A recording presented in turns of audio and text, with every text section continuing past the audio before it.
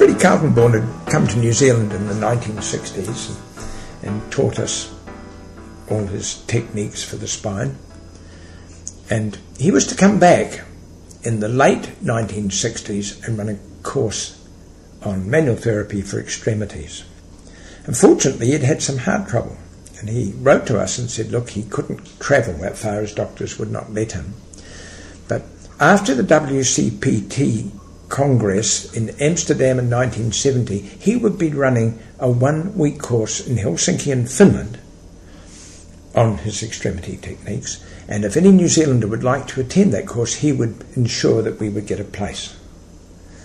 So I discussed this with my wife, and she said yes, I should go. And so I wrote to Freddie and said, would he accept me? And of course he wrote back and said yes, of course. So I had to pay my fees.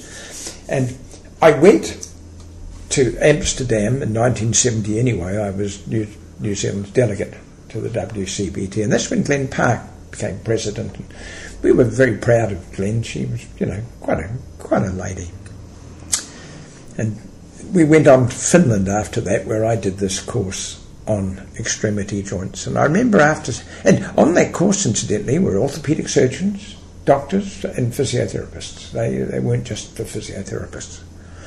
And Freddie was held in high regard right through Scandinavia.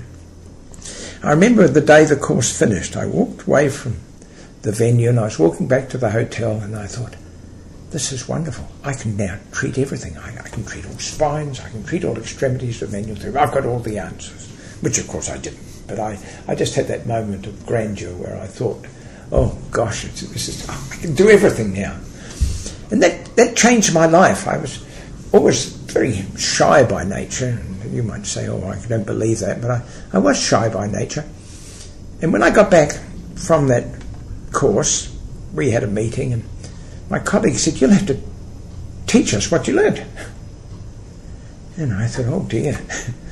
So I did my first weekend course on extremities, and it was a bit harrowing, but it went well. Because no one could criticise me, they just had to accept what I said, and it was rather interesting. The course in Finland was all in Swedish, and I had a Finnish lady sitting beside me, Karen Krogel, and if I didn't understand something, she would automatically translate for me.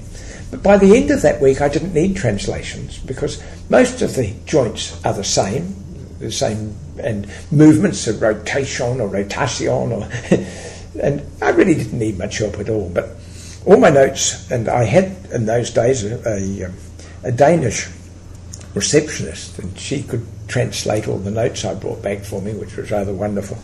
So I started to teach, and in 1972 the Australians found out that I knew something about extremities, and they thought they'd like to find out.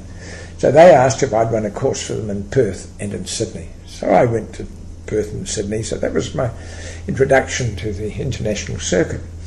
But in Sydney, here I am teaching Freddie's techniques, and every now and again I'd show a technique, and there was a woman there who said, oh, he doesn't do that, he does it this way. And I looked, and she said to me, oh, I did a course with Freddie this year. I did one in Germany. And she must have corrected me 5 or 6 times. And this is rather disturbing, because I'm not really an expert. And so I said to the class, look, this is what my notes tell me. This is what his book shows. And our colleague here says he now does it differently. Well, that's for you to decide. But, I stuck to my guns. And then I found that in 1977, Freddie was running a course on the extremities in Quebec. So I paid an exorbitant sum of money, something like $3,000 or $4,000 in those days, and went and did this week's course with Freddie to find out where I was making all these mistakes. And in fact, I wasn't. She was wrong.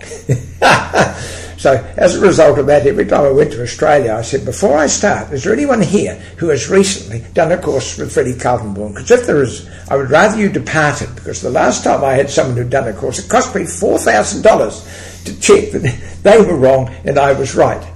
But yes, I still remember that woman. Here you are, not you're a seasoned lecturer, and somebody telling you haven't got it right. But anyway, I had it right. I had it right.